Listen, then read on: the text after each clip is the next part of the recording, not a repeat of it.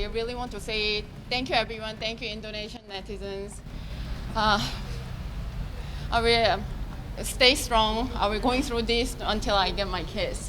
Thank you so much. Kurang lebih 16 pertanyaan. Itu fokusnya on laporan perzinahan dan terkait pelarangan Ibu Emi memberikan ASI.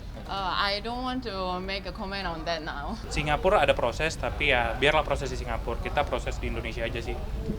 Upaya hukum di Indonesia, tapi Bu Emi juga ada proses. Dua-duanya sama-sama berjalan lah. Berjalan. Kalau ini normatif ya Mas, maksudnya hari ini kan masih dalam tahap penyelidikan nih. Kalau penyelidikan kan masih tanya jawab nih di interview gitu. Jadi hari ini benar-benar normatif.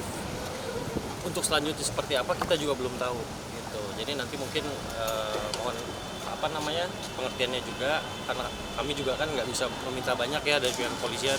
Kami hanya mengikuti aja prosedur yang ada gitu. Nanti apabila ada panggilan juga mungkin bisa saling komunikasi lah. Kalau untuk materi, karena ini sudah masuk di ranah upaya hukum, ya kita hargai aja lah, kita hormati. Mungkin bisa langsung ditanyakan ke pihak kepolisian nih. Nah, kita lihat di sini memang Polda Metro Jaya sangat concern ya untuk menyikapi kasus yang dialami oleh AMI BMJ ini. Karena kan kita melihat bahwa kasus ini sudah bergulir, sudah berjalan. Tentunya pihak kepolisian dengan sigap ataupun respon yang cukup baik ya, sehingga kasus ini cepat-cepat untuk segera diproses. Artinya tadi sudah dilakukan pemeriksaan, yaitu pemeriksaan berita acara pemeriksaan terhadap AMI BMJ, dan kemudian menyusul pada saksi-saksi ya, tentunya saksi-saksi, alat bukti dan material-material yang menyangkut untuk dikembangkan kasus ini, sehingga terhadap laporannya baik itu secara pasal-pasal yang disangkakan ataupun bukti-bukti yang cukup untuk dijadikan suatu bentuk laporan, sehingga proses ini cepat dilakukan tahap-tahap selanjutnya, yaitu tahap-tahap penyidikan kalau memang itu sudah cepat terpenuhi semua unsurnya. Nah, inilah yang harus polisi juga lebih sigap. Tentunya kita menghargai proses di kepolisian. Nah, pasti polisi juga punya cara bagaimana untuk bisa mengembalikan anak itu kepada ibu kandungnya, bagaimana caranya, dan juga bagaimana hukumannya, kan seperti itu. Karena dilihat dari CCTV yang ada ataupun dari video ya yang viral. Betul. Ini kan bayi tersebut dibawa ada pada Isya Erni ya. Betul. Nah, proses pembawaan itu kan dibawa olehnya. Nah, inilah yang harus dikembangkan. Polisi harus membentuk tim, apakah ini layak untuk dijadikan laporan terhadap membawa lari anak, atau prosesnya penculikan atau apa yang seharusnya. Ini kan tidak boleh dilakukan ini karena ini bukan ibu kandung. Makanya laporan itu kan harus memenuhi unsur, yaitu adanya alat bukti yang cukup, saksi, dan surat. Nah, itu harus terpenuhi dulu. Kalau memang nanti dikembangkan, Isya Erni juga mau juga untuk datang dan dipanggil dalam proses pemeriksaannya, itu akan lebih jelas. Tapi kalau memang Isya Erni nanti dipanggil dan tidak patut untuk datang, tentunya polisi akan mengembangkan kasus ini ke proses selanjutnya, yaitu proses penyidikan, di mana nanti kalau tidak juga dipanggil tidak datang, ya akan dijemput seperti itu.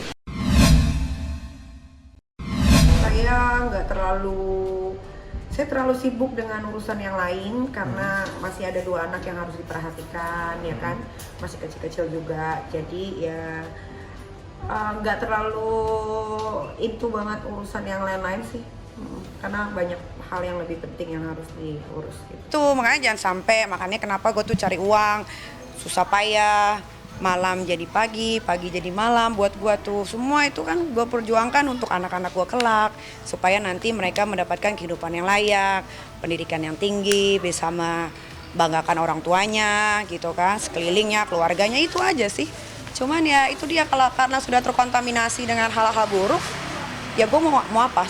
Ya kalau dia mau menghancurkan dirinya sendiri ya itu kan resiko dia, udah bukan tanggung jawab gue lagi gitu. Kalau dia memang menghargai dirinya sebagai anak perempuan yang memang masih di bawah umur, sepantasnya seperti apa ya dia yang lebih tahu. Kalau gue sebagai orang tua hanya bisa mendoakan dari jauh, semoga anakku selalu dilindungi sama Allah Subhanahu Wa Taala dan tidak melakukan hal-hal yang tidak diinginkan. Sebetulnya dimurka-murka juga enggak sih sebetulnya. Kalau gue kan hanya menjawab apa yang dia lontarkan, dan semua yang dia jawab kan, yang gue lontarkan juga kata-katanya tuh sangat sopan, tidak menjatuhkan. Gue cuman mengingatkan, ingat nggak kejadian ini, gitu. Kenapa bisa ada ini? Karena ada ini. Kenapa bisa ada ini? Karena ada ini, gitu kan. Kadang-kadang kan anak zaman sekarang suka lupa sama apa yang dia perbuat, gitu kan. Maunya selalunya benar. Padahal orang tua, mana ada sih seburuk-buruknya orang tua, anaknya juga harus jadi buruk juga seperti orang tuanya kan nggak. Kalau saya sih sekarang orangnya lebih gimana ya, apa yang sudah ya sudah gitu, nggak mau terlalu dipusingin gitu, karena kan hidup itu kan terus berjalan. Kita kalau fokus ke satu orang saja nanti jadinya nggak berkembang gitu kan, jadi ngurusin yang pasti aja. Kronologinya, jadi kan kemarin udah dapat kabar bahwa alhamdulillah Papa cukup membaik progresnya, dosis obat mulai diturunin. Namun mungkin Allah bertakdir lain. Jadi tadi kejadiannya kalau aku setelah pulang kampus itu jam sampai rumah jam 3, pokoknya jam 4:30 dikabarin sama kakakku. Jadi dikabarinnya katanya gue tolong kesini bawa Papa itu kabarnya ngedown lagi. Aku langsung buru-buru ke sana. Ternyata di sana udah dikasih, untuk penyelamatan udah dikasih obat dikembalikan dosis yang paling tinggi lagi, dan itu tidak bisa ditinggikan lagi. Jadi akhirnya kita lihat beberapa menit untuk melihat tensinya atau apa, itu mungkin dokter yang lebih mengerti. Lalu ternyata ada penurunan. Akhirnya 20 menit terakhir dokter memutuskan, keluarga dan dokter bersepakat memutuskan untuk melakukan pompa manual pada jantungnya.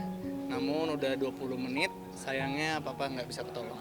Iya, kita semua di ruangan itu berempat melihat Papa mengembuskan nafas terakhirnya.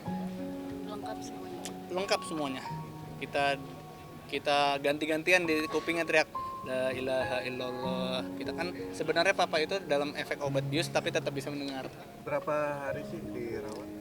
Mulai 16 Maret berarti berapa hari tuh. Papa mah sangat bekerja keras, nggak kenal lelah gitu. Terus kayak selalu menomorsatukan anak-anak sih. Kakak, aku, sama adik aku. Usia 55 tahun 9 bulan. Ya, kita harus ikhlas karena semua yang berasal dari Tuhan akan kembali dari Tuhan juga. Aku nggak tahu ya penyebab sakitnya, mungkin jam tidur yang kurang, karena mungkin ada beberapa acara yang sampai malam itu sih yang paling menyebabkan. Karena orang sehat apapun kalau kualitas tidurnya keganggu itu pun akan jatuh sakit juga. Ya, terakhir di diagnosa itu sakit jantung. Kita di dalam satu ruangan ngumpul semua di depan bed Papa gitu. Kita ganti-gantian, kupingnya cuma ngomong la ilaha illallah gitu. Iya, mama full yang jagain di rumah sakit. Mama sampai rela tidur di luar karena kan di ICU pasti juga nggak boleh ya jaga di dalam. Jadi mama saking itunya tidur di luar nemenin Papa. Pas di rumah sakit nggak ada ya, karena Papa full dalam pengaruh obat bius. Terus sebelumnya mungkin ya paling petua-petua aja sih, kayak jadi anak yang sukses ya, banggain sama keluarga gitu. Dan saya dengar hari Jumat masuk rumah sakit, saya ke rumah sakit ternyata udah nggak sadar diri. Pulang malam, paginya udah sobol kadang-kadang dia syuting lagi. Friendly banget sama orang gitu. Dekat sama semua pemain juga dekat sama dia gitu. Jadi ya kita kehilangan.